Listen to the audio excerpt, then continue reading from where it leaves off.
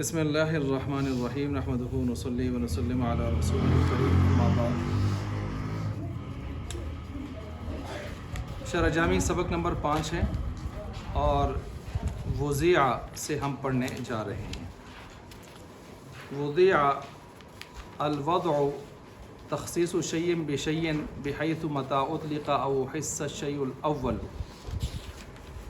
فہم منہ الشیء الثانی۔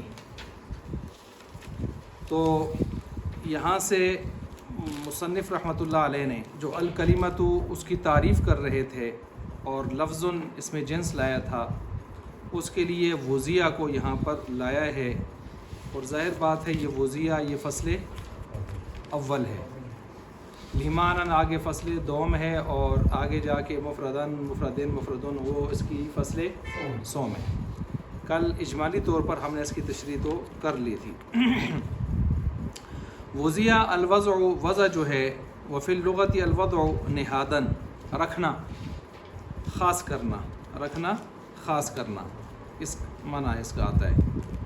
اور اصطلاح میں ہم کہتے ہیں تخصیص شیء بشیء، خاص کرنا کسی چیز کا دوسری چیز کے ساتھ، بحیث اب کسی چیز کا خاص کرنا دوسری چیز کے ساتھ، مثلا تخصیص شیء پہلی چیز، مثلا آپ مثال لے لیں نام، کوئی بھی نام ہم رکھتے ہیں خاص کرتے ہیں، بشیء کسی چیز کے ساتھ یعنی اس کے مصداق کے ساتھ، تخصیص شیء زید کے نام کو خاص کرنا، بشیء اس زید کی ذات کے ساتھ، اس کے مصداق کے ساتھ، بحیث اس حیثیت سے کہ متى اطلق جب بھی بولا جائے یہ نام اس کا، نام زید، او حس الشیء الاول یا محسوس کی جائے پہلی کوئی چیز، تو فہم اس سے سمجھا جائے، منہ اس سے الشیء الثانی دوسری چیز، جیسے ہی زید کا نام سامنے آئے تو فوراً زید کا جو مصداق ہے اس کا نقشہ ذہن میں آ جائے۔ ایسے ہی کوئی بھی چیز جس کو اس کے لیے جو لفظ وضع کیا گیا ہے اس کو، تو ظاہر بات ہے یہ جو پہلی چیز ہے یسمى الاول دالا، اوپر لکھا ہوا ہے اس کے لائن کے نیچے، پہلے کو کہتے ہیں دال والثانی، اور دوسرے کو کہتے ہیں مدلول، اور اس کو ہم یوں بھی کہہ سکتے ہیں، پہلے کو کہتے ہیں موضوع اور دوسرے کو کہتے ہیں موضوع لہو۔ پہلے کی مثال اگر آپ لے لیں طبعی اعتبار سے یعنی قدرتی اعتبار سے دھواں، اور دوسرے کی مثال لے لیں آگ، دھوئیں سے آگ کا پتہ چلتا ہے، اور دھواں اللہ نے رکھا ہے آگ میں۔ اور پہلے کی مثال لے لیں جیسے چاقو، تو اس کا آگے مصداق وہ لے لیں، ہاں جی پھل وغیرہ، تو لفظ چاقو یہ موضوع ہے، اور جس کے لیے وہ جو پھل دستہ وغیرہ ہے وہ موضوع لہو ہے۔ یا آپ لے لیں کہ الارم، الارم گھنٹی یہ موضوع ہے کس کام کے لیے جی؟ پیغام کے لیے، کال کے لیے، بیداری کرنے کے لیے، بیداری انتباہ کے لیے، وہ موضوع لہو ہے۔ تو بہرحال کوئی سی بھی ایسی چیز لے لیں تو پہلا موضوع دوسرا موضوع لہو بنتا ہے، پہلا نام بنتا ہے دوسرا اس کا مسمى بنتا ہے، موضوع لہو بنتا ہے، مسمى مصداق بنتا ہے۔ اور یہ چیزیں خیر منطق کے اندر آپ نے تفصیلاً پڑھی ہیں، اور وہاں یہ بھی پڑھا ہے کہ وضع خاص ہوتی ہے اور دلالت عام ہوتی ہے۔ وضع میں تو ایک انسان کسی چیز کو دوسرے کے لیے خاص کرتا ہے، اور دلالت میں دو چیزیں ہوتی ہیں، یا قدرتی طور پر ہوتی ہے جیسے دھواں آگ، اور یا کسی کے مقرر کرنے سے ہوتی ہے، پھر دلالت کی وہاں پر آپ نے قسمیں پڑھی۔ تو یہ یہاں تک تو ہم نے مصنف رحمۃ اللہ علیہ نے ہمیں وضع کا لغوی اور اس کے ساتھ ساتھ ہمیں دوسرا معنی ہمیں بتا دیا، ٹھیک ہو گیا۔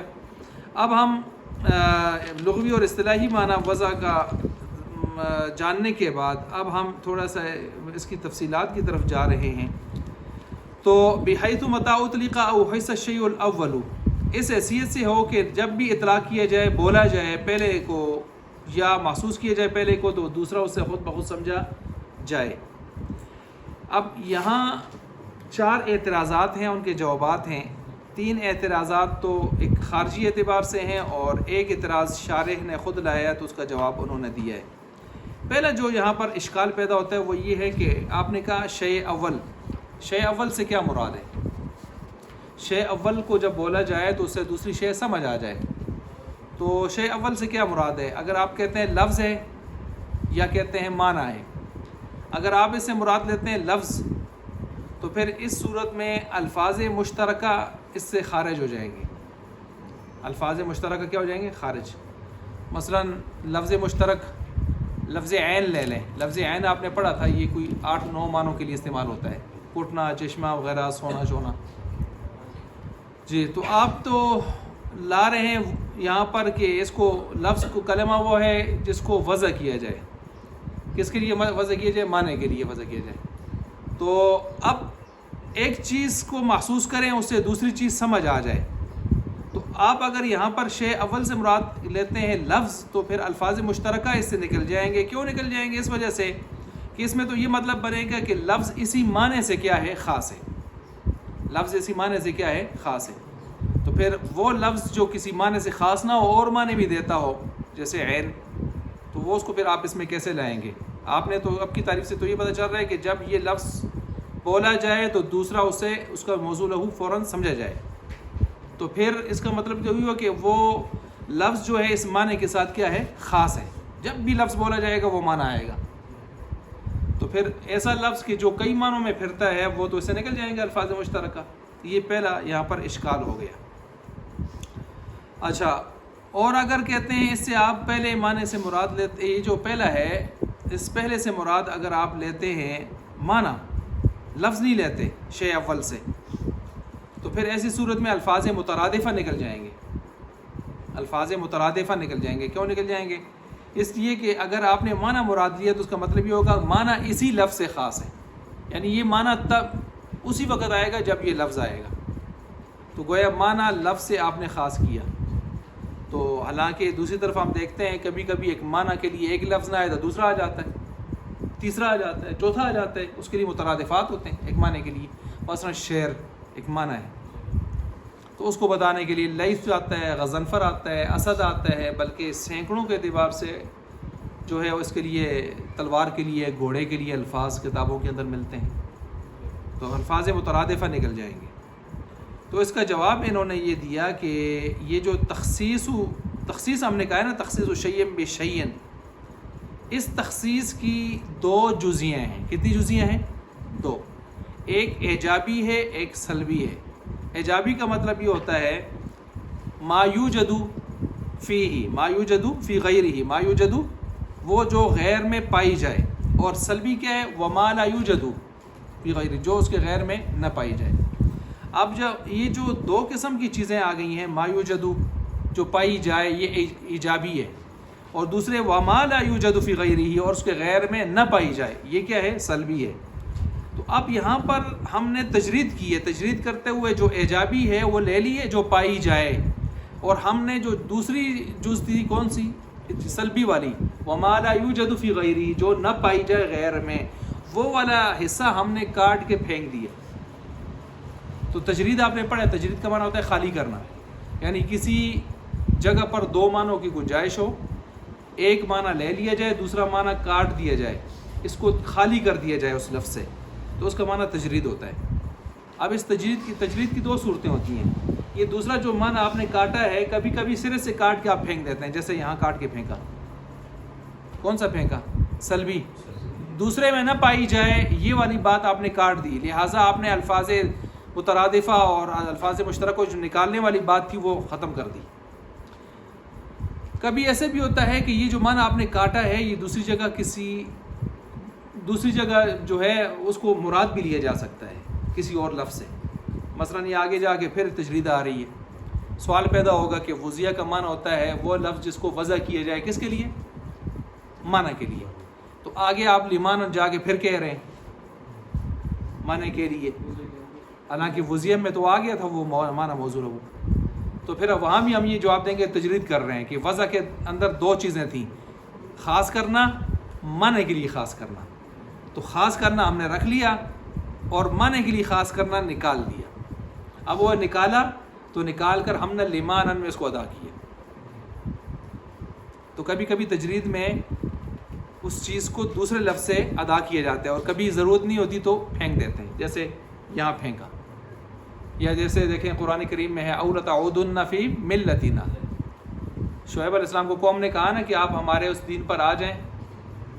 ٹھیک ہے، یا ہم یوں کر دیں گے وہ کر دیں گے، او لتعودن فی ملتنا، یا آپ لوٹ کر آ جائیں ہمارے ملت میں، ہمارے مشرکانہ دین پر. تو عود کہتے ہیں سابقہ حالت کی طرف لوٹنا، یہ آپ نے اصول شاشی میں پڑھا تھا. تو اب اس کا مطلب تو یہ ہوا کہ شعیب علیہ السلام پہلے معاذ اللہ ان کے مشرکانہ دین پر تھے، تو سابقہ حالت کی طرف لوٹنے کا کہا جا رہا ہے. تو ہم وہاں پر یہ جواب دیتے ہیں کہ نہیں، عود کا معنی ہوتا ہے لوٹنا، اور دوسرا اس کے اندر ہوتا ہے سابقہ حالت کی طرف لوٹنا. تو ہم نے سابقہ والا نکال دیا، تجرید کر دی، اور لوٹنا چھوڑ دیا خالص. وہاں بھی ہم نے دوسرے لفظ اس کو ادا کرنے کی ضرورت محسوس، کیوں اعتراض بھی اسی پر ہو رہا تھا. یا سبحان الذی اسرا بعبدہ لیلا من المسجد الحرام. اسرا کا معنی کیا ہوتا ہے؟ رات کو لے کے جانا، رات کو لے کے جانا، رات کی چلنے کو سیر کہا جاتا ہے. تو راتوں رات لے کے گیا اللہ تعالیٰ اپنے حبیب کو. آگے اللہ فرماتے ہیں لیلن، رات کو. تو یہ تو تکرار آ رہا ہے. تو پھر جواب ہم نے یہی دیا کہ اسرا کا معنی ہوتا ہے لے کے جانا اور رات کو لے کے جانا. تو رات کو لے کے جانا نکالا، وہ ہم نے لیلن میں ادا کیا. ٹھیک ہے، وہ ہم نے کس میں ادا کیا؟ لیلن میں. حتی تنکحہ زوجن غیرہ. تنکیہ میں نکاح بھی آتا ہے، اس میں دونوں چیزیں آتی ہیں. تو ایک کو ہم رکھ لیتے ہیں، دوسرے کو آگے زوجن میں لے جاتے ہیں. تو یہ کیا ہے؟ ایک سے دوسرے میں لے جا کر ادا کرنا. یہ دو صورتیں بنتی ہیں تجرید کی.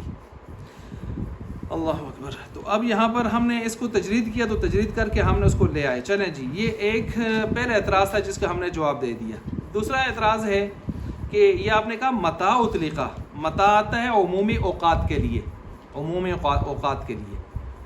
تو اس کا مطلب تو پھر یہ ہوگا کہ پہلا جب اطلاق کریں گے، اول اطلاق وہ تو ٹھیک ہے کہ ایک چیز سے دوسری چیز محسوس ہوگی، سمجھ آئے گی.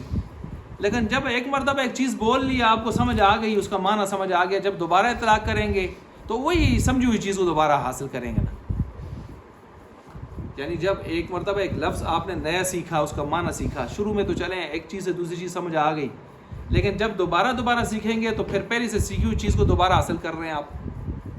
فہیمہ، دوبارہ سے افہام و تفہیم ہو رہی ہے، دوبارہ سے فہم ہو رہا ہے اس چیز کا جو پہلے سیکھی. سے بارہ پہلے سیکھی تو دوبارہ سیکھنے کی سمجھنے کی کیا ضرورت ہے بھائی؟ فہیمہ کا لفظ آپ نے لایا ہے. تو جواب دیا یار جان چھوڑ، فہیمہ کا مطلب یہاں پر ہے التفات. یعنی جب بھی التفات کرے گا اس کی طرف، یعنی جب بھی ایک چیز بولے گا تو دوسری کی طرف التفات ہوگا، توجہ ہوگی. توجہ سمجھا تو پہلی مرتبہ ہے، اب توجہ ہوتی رہے گی. یہ ایسے ہی ہے کہ ہاں عمرے تک گیا تو پہلے سے ریٹرن کر سٹے آپ عمرہ کر کے، اور اس کو بعد آپ کو 2 دن بعد پھر عمرہ کیتے تو حاجی بال بھی کچھ آئی نہیں. تو اور میں کیا کرا ٹینڈ کرنا کہ نہ کرا، مجھ سارے لوگ تو خراب ہو جلتے ہیں. وہ تو ٹینڈ کی ضرورت ہو نہیں، تو وہ دم لازم ہو جلتا ہوتا. یہ اس دیر بھی ایک آدمی نے مسئلہ پوچھا، وہ اس کی بیگم، اس کا پتہ نہیں والد، بھائی، والدہ، کوئی بھی 4-5 آدمی، وہ اسی طرح کسی مسئلے میں گڑبڑ ہو گئے. مسئلہ پوچھا، میں نے کہا آپ تو پر تو 5 دم آئے ہوئے ہیں. وہ بڑا پریشان ہو گیا. جی آسان تو تھی دم نکل دوڑنے کے. پاکستان میں پہنچ آئے نا تھا پاکستان میں پہنچ آئے. پھر ان کو میں نے کہا کہ آپ پھر آگے جا کے اس طرح کی ترتیب کریں. اب تو بہرحال شرط تو پھر بھی پوری کرنی ہوتی ہے کہ 1/4 سر پر آپ اس طرح تو پھیر لیں. شرط تو پھر بھی پوری کرنی ہے، ورنہ حلال نہیں ہوتا آدمی. تو ایسے ہی یہاں پر یہ دوسرا سوال ہوا اور اس کا ہم نے جواب دیا. تیسرا اشکال ہو گیا جی، وہ یہ کہ یہ جو وضع ہے اس سے وہ الفاظ خارج ہو گئے جن کا متکلم اور سامع دونوں کا علم نہیں ہوتا. آپ نے کہا نا وہ لفظ جس کو وضع کیا گیا ہو کسی معنی کے لیے، اب وہ الفاظ تو خود بخود نکل گئے جن کا پتہ نہ متکلم کو ہوتا ہے نہ سامع کو ہوتا ہے. جیسے متشابہات، الف لام میم ہم بولتے ہیں، نہ متکلم کو پتہ ہے الف لام میم کیا ہے اور نہ سننے والے کو پتہ ہے الف لام میم کیا ہے. تو وہ تو پھر نکل گئے اس سے. یا ایسے الفاظ کہ جن کا علم متکلم کو تو ہوتا ہے لیکن سامع کو کک پتہ. مثلا کوئی عربی عالم ہے اور عربی کی عبارتیں پڑھ رہا ہے اور اجمی کے سامنے پڑھ رہا ہے اور اس نے عربی سے مناسبت ہی نہیں ہے اس کی، تو الفاظ تو بول رہے ہیں معنی، لیکن اس بیچارے کو تو کک پتہ نہیں، تو الفاظ معنی پر کیسے دلالت کر رہے ہیں؟ ٹھیک ہے، تو اس طرح کے الفاظ نکل گئے. تو جواب یہاں پر انہوں نے دیا کہ بھائی یہاں پر ایک قید محذوف ہے، بعد العلم بالوضع. الکلمۃ لفظ وضع بعد العلم بالوضع، یعنی ساتھ یہ ہے کہ علم بھی ہونا چاہیے نا مخاطب کو، متکلم کو، اور متکلم کو ان کو جو علم بھی کچھ ہونا چاہیے. یہ قید ملحوظ ہے یہاں پر. یہ 3 اشکال ہو گئے اور اس کے جواب بھی ہو گئے. چوتھا اشکال یہاں پر جو ہو رہا ہے وہ یہ ہے کہ اس سے جو ہے یہاں پر تعریف غیر جامع ہو رہی ہے. کیسے غیر جامع ہو رہی ہے؟ کہتے ہیں کہ اس سے حروف خارج ہو رہے ہیں. کیوں حروف خارج ہو رہے ہیں؟ آپ کہتے ہیں جب بھی پہلا بولا جائے تو دوسرا خود بخود اسے سمجھا جائے. تو ہم دیکھتے ہیں کہ حروف تو بولتے ہیں لیکن فٹافٹ وہ سمجھ دوسرا نہیں آتا، بلکہ ان کو ضم ضمیمہ کی طرف، یعنی کسی سے اسم فعل ملانے کی طرف محتاجی ہوتی ہے، تب جا کے وہ سمجھ آتا ہے. تو فہیمہ والا مادہ تو اس میں نہ ہوا ہر حروف کے اندر. مثلا من الہ ہم کیسے سمجھیں گے؟ سرتو من البصرۃ الی الکوفہ، اسم فعل ملائیں گے تو تب پتہ چلے گا من کا معنی سے بصرہ سے، الہ تک، کوفہ تک، تب پتہ چلے گا. تو آپ تو کہتے ہیں بولتے ہی پہلے سے دوسرا سمجھ آ جائے تو حروف تو نکلے اس سے. تو اس کا جواب یہاں پر دے رہے ہیں کہ بھائی یہاں پر جو ہم نے کہا ہے نا متاع اطلقہ، تو اطلقہ سے آپ سمجھ جائیں نا یار، اطلقہ سے مراد اطلاق فاسد نہیں ہے، اطلاق صحیح ہے. اطلاق صحیح کیا ہوتا ہے؟ اطلاق صحیح یہی ہوتا ہے کہ چیز سمجھ آنی چاہیے. اب حروف کے اندر ضم ضمیمہ کے بغیر سمجھ نہیں آتی تو ضم ضمیمہ ہم نہ بھی کہیں تو خود مراد لے لینا. ہر چیز ہم سے ہی کلوانی ضروری ہے تو خود لے لیں. یہ جواب دے دیے انہوں نے، اور یہاں پر انہوں نے ضم ضمیمہ اس کو کہہ دیا. اور دوسرا یہ کہ اہل عرب جب بھی کوئی محاورات بولتے ہیں تو ضم ضمیمہ حروف کے اندر کر کے ہی سمجھتے اور سمجھاتے ہیں. تو لہٰذا عربوں کے ہاں یہ چیز مشہور تھی، اس وجہ سے اس قید کو لگانے کی ضرورت نہیں ہے. اگرچہ بعضوں نے کہا ہے کہ یہ حروف کے داخل کرنے کے لیے یہاں پر ضم ضمیمہ کے حوالے سے بھی قید ہونی چاہیے تھی، لیکن یہ کہتے ہیں کہ جب ایک چیز متعارف ہے، متعارف بین الناس ہے، بین العرب ہے، مشہور بین العرب ہے، تو اس کو لانے کی ضرورت نہیں ہے. بحیث متاع اطلقہ وحس الشیء الاول، جب بولی جائے یا محسوس کی جائے پہلی چیز تو اس سے سمجھی جائے دوسری چیز خود بخود. قیلہ یا قیلہ، یہاں سے اب دیکھیں میں نے 4 اشکال کی، ان کے جواب دیے، اور 3 اشکال تو ادھر نہیں ہے، ہوا میں، اور چوتھا جو اشکال ہے وہ یہاں پر اس کا جواب دیا جا رہا ہے. قیلہ کہا گیا کہ یخرج عنہ وضع الحرف، سے کون نکل گئے؟ یہ چوتھا اشکال ہے نا، حروف نکل گئے، اس سے حروف کی وضع نکل گئی.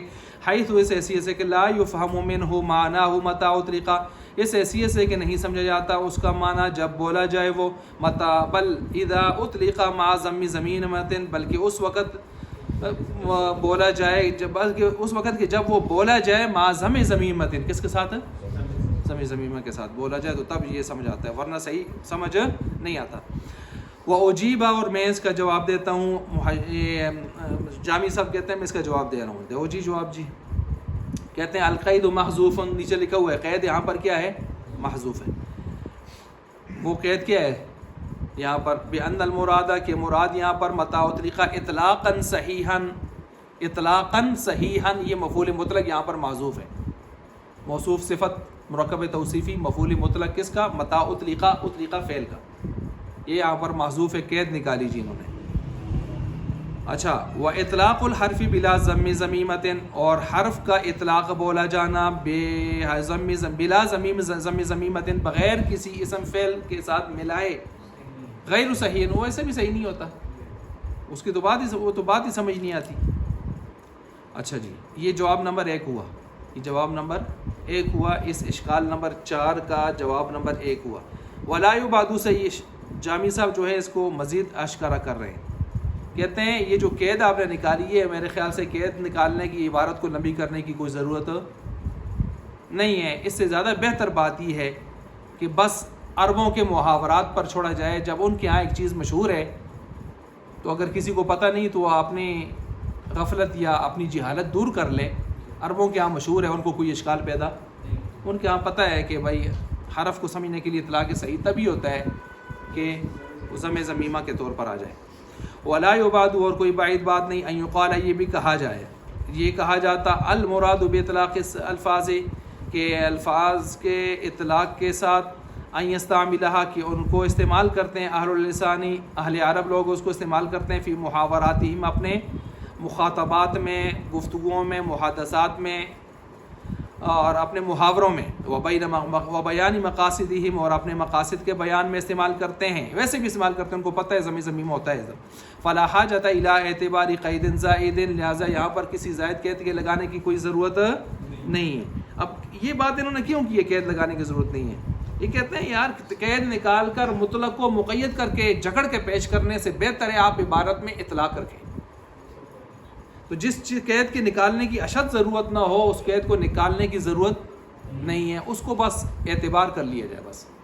ہاں جب قید نکالنی انتہائی ضروری ہو تو پھر نکال لیں، تو خواہ مخواہ قید نکالنے کی ضرورت نہیں، اس میں کلام میں خواہ مخواہ کی ایک کچڑ بچڑ بن جاتا ہے، یہ کہہ رہے ہیں۔ آگے کہتے ہیں لیمانن، معنی صاحب آگے جی فصل نمبر 2 آ گئی ہے۔ المعنی ما یقصد بشیء، معنی وہ ہوتا ہے کہ جس کے ساتھ کسی شے کے ساتھ اس کا قصد کیا جائے، وہ ہے کہ جس کا کسی شے کے ساتھ کیا کیا جائے، قصد کیا جائے، ارادہ کیا جائے۔ اب یہ جو انہوں نے تعریف کی ہے نا ما یقصد بشیء، یہ تعریف اس کی جو ہے اچھا